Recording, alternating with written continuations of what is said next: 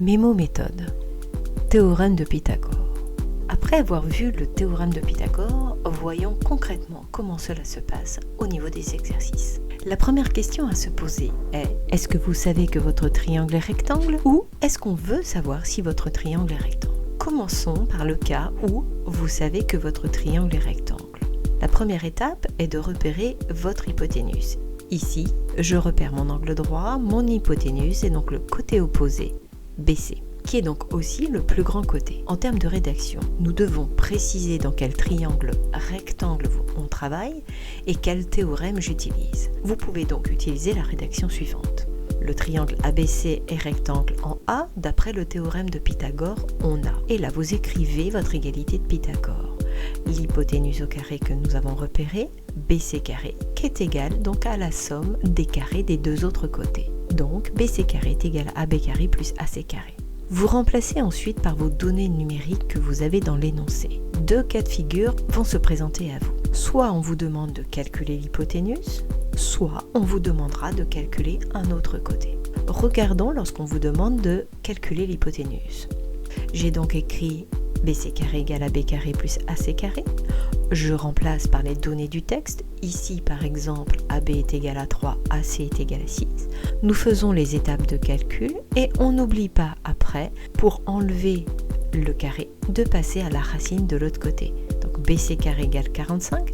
Cela signifie que BC est égal à racine de 45. Pensez à simplifier vos racines et à bien préciser l'unité. Ici, j'ai mis centimètres. Selon les données du texte, ça peut être des mètres, des décamètres, etc.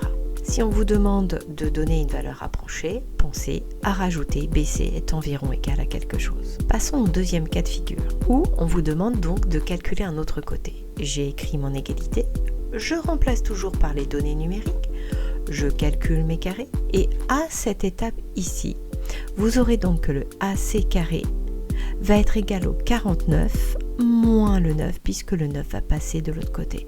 Donc on se retrouve avec notre longueur qui est égale à la plus grande valeur moins la plus petite. AC carré égale 40, vous passez à la racine, vous pensez à simplifier et vous pensez à préciser les unités. Vous avez donc les deux cas de figure qui peuvent se présenter à vous pour utiliser votre théorème de Pythagore. Passons au cas où la question est de savoir si votre triangle est rectangle. Vous avez donc une figure comme celle-ci, où je ne sais pas cette fois-ci que j'ai un angle droit. On va repérer le plus grand côté que vous avez dans l'énoncé. Ensuite, en termes de rédaction, vous précisez toujours dans quel triangle vous travaillez. Donc, dans le triangle ABC, j'écris donc mon plus grand côté au carré, égal, vous remplacez par votre donnée numérique et vous calculez. Et ensuite, vous faites la somme des carrés des deux autres côtés. Ici, AB carré plus AC carré, vous remplacez par les données numériques et vous calculez jusqu'au bout. Deux cas de figure vont se présenter à vous. Soit les deux résultats obtenus seront égaux, soit les deux résultats obtenus seront différents. Regardons lorsque les deux résultats sont égaux. On écrit à ce moment-là que BC carré est égal à AB carré plus AC carré.